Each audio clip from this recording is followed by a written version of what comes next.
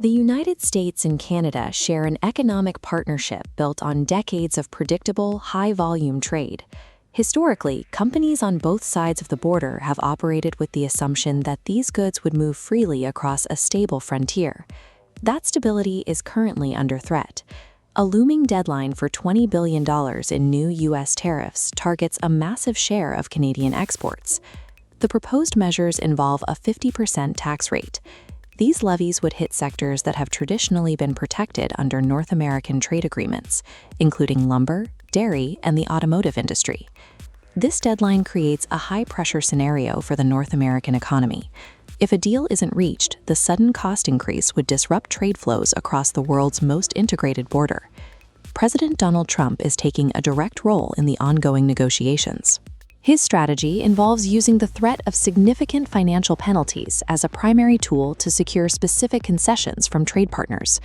Prime Minister Mark Carney is under immediate pressure to protect the Canadian economy.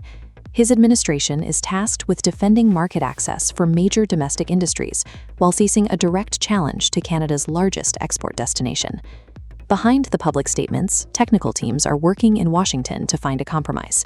Canadian Trade Minister Dominic LeBlanc has been meeting with U.S. officials to address specific disagreements before the tariff window closes. These talks center on a single question: whether the 50% tariff threat is a genuine policy shift intended to reduce trade, or a tactical maneuver designed to force a rapid renegotiation of current rules.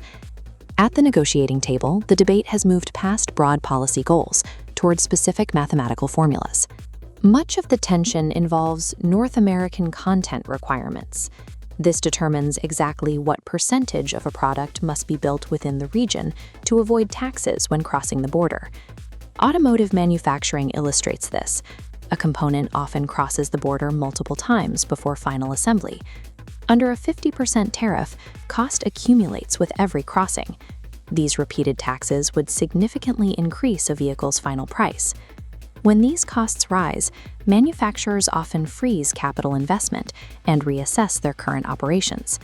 For an industry that relies on just-in-time delivery, even a short-term disruption can stall production for months. In this system, a high tariff doesn't just reduce profits, it makes the current model of cross-border manufacturing difficult to sustain. This raises the question of why the U.S. would risk disrupting a supply chain that its own manufacturers rely on. Traditionally, these disputes were managed through the USMCA. This agreement was designed to provide a set of predictable rules and legal channels to resolve disagreements without resorting to taxes. Washington's current approach treats the tariff as a form of direct leverage.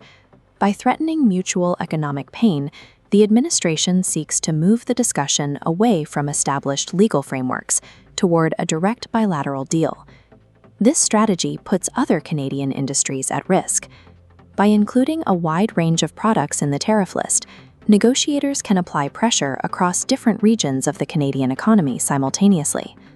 The lumber industry is particularly vulnerable because it depends heavily on the U.S. housing market. The threat of a 50% tax creates immediate uncertainty for forestry operations across Canada. Dairy farmers are also caught in the dispute, despite being a relatively small part of the overall dollar value.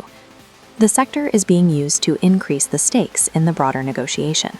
The goal of this tactic is to bypass the slower processes of the USMCA. By weaponizing the threat of a trade shutdown, Washington is attempting to secure a rapid agreement on its own terms. As the deadline nears, the outcome will be immediate. Either a last-minute deal will preserve current trade flows, or the implementation of these tariffs will trigger a significant escalation between the two allies. Investors and foreign governments are watching this deadline closely. They see this specific North American dispute as a test case for how trade will be conducted in the coming years. For decades, global trade relied on a network of stable, multilateral alliances. These treaties ensured no single country could suddenly change the rules. The Trump-Carney talks represent a different model. Here, trade is more fragmented and aggressive, with specific tariff threats overriding long-standing agreements. This shift creates a new level of friction for global commerce. When rules are subject to sudden change, the cost of moving goods increases and the risk for long-term investment grows. The $20 billion dispute suggests that the era of relying on broad trade treaties is being challenged. For Canada and the US, the outcome will determine whether North American integration continues, or if trade will now be governed by ongoing cycles of pressure and concession.